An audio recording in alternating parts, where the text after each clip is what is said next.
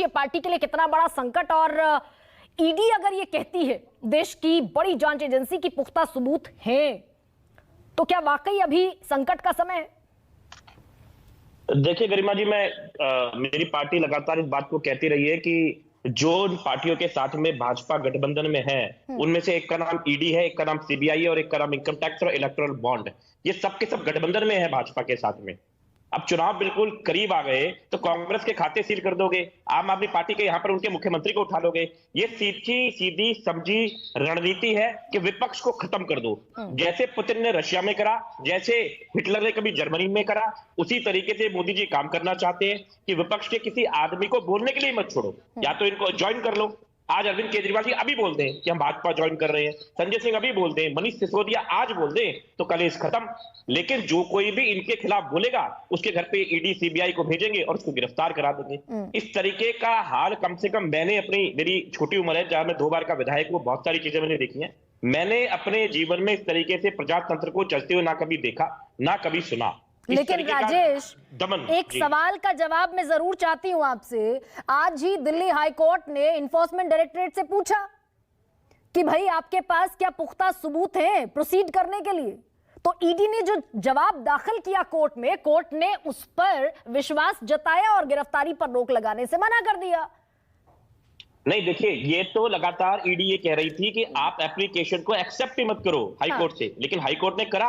High court ने इनके कागज देखे और कहा कि 22 तारीख को बताइए कि आपके पास में क्या क्या आधार है, लेकिन 22 तक का वेट ही नहीं करना चाहते। वो तो इस तरीके से चलना चाहते, कल 22 है लेकिन आज ही शाम को पहुंच गए। आप देखिए, क्योंकि आधार ये बनाना था कि ईडी ने मना नहीं करा, ईडी ने स्टे नहीं दिया, और ईडी ने तो कोर्ट ने तो कल बुलाया है। लेकिन जिस तरीके से राजनीति आज चल रही है, मतलब मुझे नहीं लगता कभी अंग्रेजों ने भी ऐसा दमन हिंदुस्तान के अंदर करा होगा जिस वक्त की सेंटर की सरकार कर रही है। जितने भी विपक्षी हैं, आप एक को भी बता दीजिए, किसी को तो छोड़ते हो। कांग्रेस बैठी हुई है, हम बैठे हुए, समाजवादी पार्टी है, लालू जी की पार्टी है, सबके साथ में एक जैसा व्यवहार करना कि दबा के मार तो नहीं तो उनकी पार्टी को ज्वाइन कर लिया जाए। आपके सामने हजारों एग्जाम्पल है, हम हजारों बार टीवी पे बोल चुके हैं, चाहे वो शिंदे जी की सरकार हो, चाहे वो अशोक चौहान जी का आना हो, चाहे एनसीपी के अंदर अजीत पवार जी का मसला हो। जितने लोग इनके टूट के या तो इनमें शामिल हो जाओ, ये चुप हो जाएंगे, ये केस बंद कर देंगे, और नहीं तो वही होगा जो आप देख रहे हैं। नहीं तो राजेश, अभी अगर मैं आपसे पूछती हूँ, अगर मैं अभी आम आदमी पार्टी के एक विधायक से, मौजूदा विधायक से ये पूछूं कि ईडी का इस समय पहुंचना ये अरेस्टिंग की सुगबुगाहट है? देखिए, वो अभी जो मैं अभी देख रहा था, क्योंकि व्हाट्सएप ग्रुप्स के अंदर आम आदमी पार्टी के आ रहा है कि वो कह रहे हैं कि हमारे पास में वारंट है। लेकिन मेरा ये कहना है कि मैं आपको बार बार कह रहा हूं, और इस देश के अंदर ये बार बार हुआ है कि किसी का भी इतना ज्यादा दमन करोगे तो नेचर का लॉ है, आप स्प्रिंग को ज्यादा दबाओगे तो उछलेगी। आप इतना अन्याय करोगे तो जनता को सारी बात समझ में आती है और जनता इसका जवाब जरूर देगी। आप डरा सकते हो, आप उसको मीडिया के थ्रू, सोशल मीडिया के थ्रू, जहां के हैंडल है, ये भ्रामक प्रचार कर सकते हैं, लेकिन मैं बता रहा हूं कि समय आएगा जहां लोग समझ रहे हैं इस बात को, और इसका जवाब इनको जरूर देंगे जो ये कर रहे हैं। एक और हाइपोथेटिकल सवाल राजेश, क्योंकि सुगबुगाहटें बहुत हैं और आपके नेता भी, न सिर्फ बीजेपी बल्कि आपके नेता भी पिछले कई महीने से कह रहे हैं कि केजरीवाल को किसी भी समय अरेस्ट किया जा सकता है। अगर ये अरेस्टिंग होती है तो आपके लोकसभा ड्राइव पर क्या असर इसका?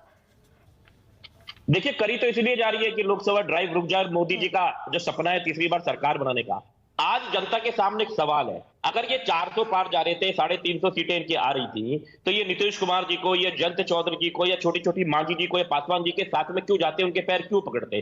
अगर ऐसा ही होता तो लोकसभा से ठीक पहले कांग्रेस के खातों को सील करना, हमारे मुख्यमंत्री जी को अरेस्ट करना, ये क्यों करते? ये एक डरे हुए आदमी की कहानी है, जो एक बच्चे की तरह हो गया है कि खिलौना हाथ में है कि कोई नहीं चाहता कोई खिलौना उससे ले ले, इसलिए वो झगड़ा करना चाहता है, रोना चाहता है, काटना चाहता है, करके लड़ना चाहता है, लेकिन बस चाहता है कि खिलौना उसके पास में रह जाए। देश कोई खिलौना नहीं है। जैसे मैंने आपको बताया कि मीडिया अभी जो पता लग रहा है कि मीडिया के लोग कह रहे हैं कि सरकार अरेस्ट वारंट है उनके पास में। अभी देखते हैं, क्योंकि अभी तो ये ग्रुप पे आ रहा है, कितना इसमें सच है कितना गलत है। लेकिन मैं बार बार कह रहा हूं कि देश की जनता इस बात का जो जिस तरीके से कर रहे हैं, इसका जवाब जरूर देगी। ये देश ऐसा नहीं है कि आप इसको लगातार दबाए जाओगे, कभी धर्म के नाम पे, कभी पार्टी के नाम पे, भ्रष्टाचार के नाम पे। स्विस बैंक में क्या हुआ वो तो किसी ने नहीं देखा, लेकिन एसबीआई को स्विस बैंक किसने बनाया? लेकिन राजेश, अगर इस देश की सबसे बड़ी जांच एजेंसी समन भेजती है, समंदर समन, समंदर समन, समंदर समन, 10 समन भेजे जा चुके इस समय पर, यह लगता है कि कम से कम उन समन पर पेश होना चाहिए था, इंटरोगेशन हो जाती,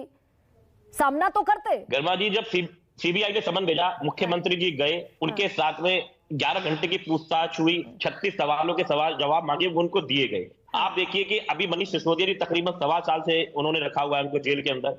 संजय सिंह जी है, 1 रुपए की मनी ट्रेल कहीं निकल रही है। जब ये छापा मारते तो दिखाते हैं ना कि सोना मिला, चांदी मिला, पैसे मिले। आज तक किसी आम आदमी पार्टी वाले के घर से कुछ मिला इनको?